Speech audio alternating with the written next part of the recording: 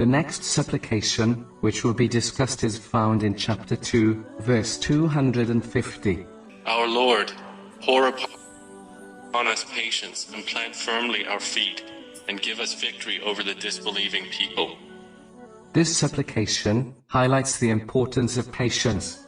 In one respect, patience is half of faith, with gratitude making up the half. In fact, patience is required to fulfill all aspects of Islam, which is fulfilling the commands of Allah, the Exalted, refraining from His prohibitions, and facing destiny. Performing a righteous deed requires patience to do it correctly, by fulfilling all its conditions and etiquettes. Patience is again required to safeguard the righteous deed, and avoid those things which can destroy it, such as counting the favors one does to others. Chapter 2, verse 264. Do not invalidate your charities with reminders or injury. A separate podcast series has been produced, titled Patience, which discusses this topic in detail.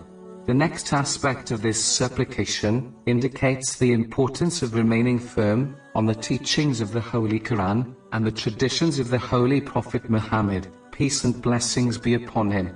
As people are not perfect, wherever they slip up, they must return to Allah, the Exalted, in sincere repentance, which is a part of remaining steadfast in His obedience.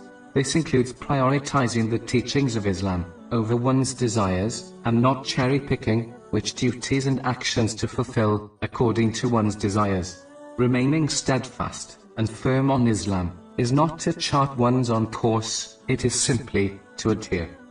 The final aspect of this supplication indicates the importance of avoiding those who divert a Muslim from the obedience of Allah, the Exalted, namely, the devil, one's inner devil, and misguided people.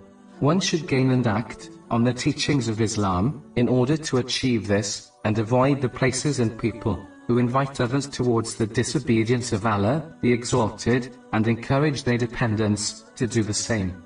One cannot accompany immoral people and expect to remain firmly guided on the teachings of Islam, as one will adopt the characteristics of their companions, which has been confirmed in a narration found in Sunnah, Abu Dawud, number 4833.